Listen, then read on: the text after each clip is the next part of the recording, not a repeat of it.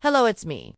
Number 10 is The Mermaid and the Minotaur. Deep in the woods lived an old woman who was very poor and lived alone. She had no family or friends and spent her days weaving baskets. One day, she looked out of her window and saw the most beautiful creature walking through her garden. It was a mermaid. She had green hair like seaweed, a tail that shimmered like a pearl, and skin as white as snow. The woman invited her in and gave her food and drink while they talked. And she learned the mermaid had been cursed by a witch and would remain in her human form until a handsome prince married her. A few days later, the woman saw the same creature struggling in her garden. She rushed outside and helped her. And again, they ate and drank together. And again, they talked for hours. The mermaid told the woman about a terrible half-man, half-bull monster named the Minotaur who lived deep in the labyrinth, which was guarded by a fearsome dragon. The next day, the old woman went to the king and told him about the cursed mermaid and how he could break the curse if he married her. But he said the only way she could become a mermaid again was if someone slew the Minotaur. The king immediately agreed. He would marry the mermaid, but first, someone had to kill the beast. When his son, Prince Orion, heard this, he wanted to be the hero and volunteered to go after the Minotaur. Before he left, the old woman gave him a magic ring that would protect him from the dragon's fire. The prince followed the sound of the mermaid's sorrowful singing to the labyrinth and slew the Minotaur with his sword. Then he went to see the dragon, but its eyes were already glazed over and it was dead. Orion put the ring on his finger and suddenly he was engulfed in flames. He took it off immediately and they vanished. The dragon hadn't breathed fire. The ring simply reacted to water. So all this time, Orion had been protected from the dragon, not by the ring, but by the fact that he had killed the Minotaur in dry land. Once he realized this, he destroyed the ring and walked into the dragon's lair. He found a small pool of water and jumped in. As soon as the water touched him, he turned into a mermaid and swam to the surface. With him were two more mermaids. They had been imprisoned by the dragon, together. The three mermaids led Orion to his ship, where he became human again. He returned home with the three mermaids, one of whom was the princess he had rescued. When the old woman heard the mermaid's story, she understood the witch had meant for Orion to rescue the other two mermaids, so that all three would be free at the same time. And she had set the princess's singing as the challenge for the unsuspecting prince.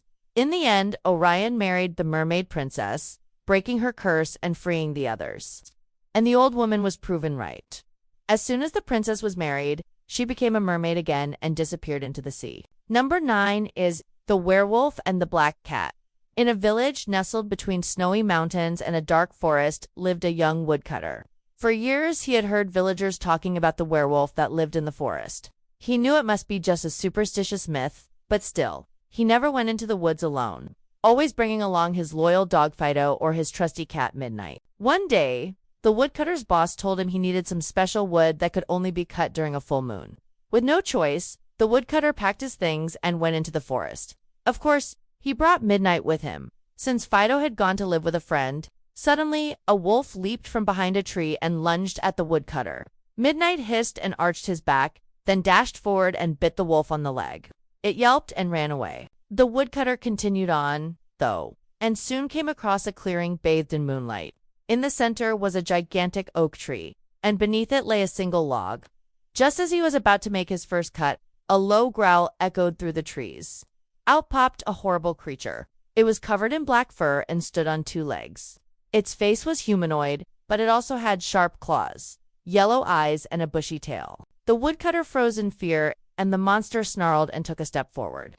Suddenly, Midnight darted in front of the woodcutter and hissed. The monster stopped.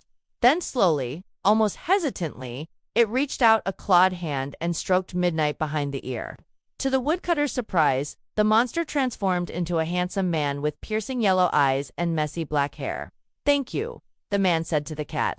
"I was beginning to think I'd have to shift back into my wolf form to scare this idiot away." "You know," the woodcutter said, scratching his head, "you don't actually look like a monster. You just seem surprised." "Oh well," the man scratched the cat behind the ear. "That's because I am not a monster. I'm cursed, and this is my true form. And what about you? Are you afraid?" "Not really," the woodcutter lied. "But can't you do something about that curse?" "I tried everything, but nothing worked until tonight. You see, I've been cursed for 200 years, and every full moon, I turn into a werewolf. And tonight, I finally met someone who wasn't scared of me. You see, the curse will only be lifted if someone shows me kindness when I'm in my monster form. And your cat has done exactly that." "Well, Does that mean the curse is broken? I believe so, the man said. And you're right. I don't feel like a monster anymore. He smiled and thanked the woodcutter and his cat before disappearing into the trees. As soon as the sun rose, the woodcutter hurried home. He couldn't wait to tell his neighbor, Mrs. Willoughby, all about his adventure. But when he got there, he found her dead on the floor. A single bite mark was visible on her neck. Suddenly, he remembered the wolf he had seen earlier that morning. Could it have been the werewolf? No, that didn't make sense. If he had attacked Mrs. Willoughby, why would he have run away when he saw the cat? Confused, the woodcutter buried Mrs. Willoughby and went back to the forest to find answers. He soon found the werewolf, now back in his human form, mourning by Mrs. Willoughby's grave. The woodcutter explained that he had found her dead that morning and demanded the truth. The man sighed. It is true I attacked her, but not because I wanted to kill her. I had lost control. My wolf side was taking over. But your cat saved me. She woke me up just enough to realize what I was doing. I am so sorry. But why? Because I need to feed on the blood of someone I'm close to in order to survive. But every full moon, my thirst gets worse. And tonight, I couldn't control myself. I'm sorry. Please forgive me. The woodcutter looked at the sad man and thought about the curse. Maybe he could help. Do you want to try living with me? What? We could try to control your hunger with potions and spells? We can find a way to break your curse. Really? Oh, thank you. The man hugged the woodcutter. I won't hurt you, I promise. And that's what happened. The woodcutter kept his promise, and the werewolf never attacked anyone else. No. 8 is the goblin and the alchemist.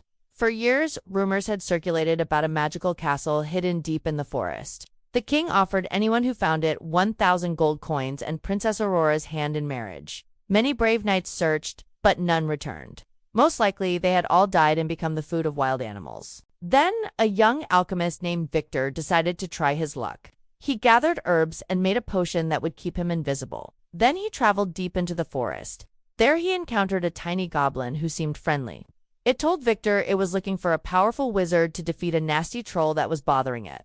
Victor agreed and followed the goblin to a cave where a massive troll was smashing stones. Victor threw some powder on the troll, but instead of turning to stone, it grew in size and let out a mighty roar. Victor was terrified, but the goblin reassured him, saying the spell would only last an hour.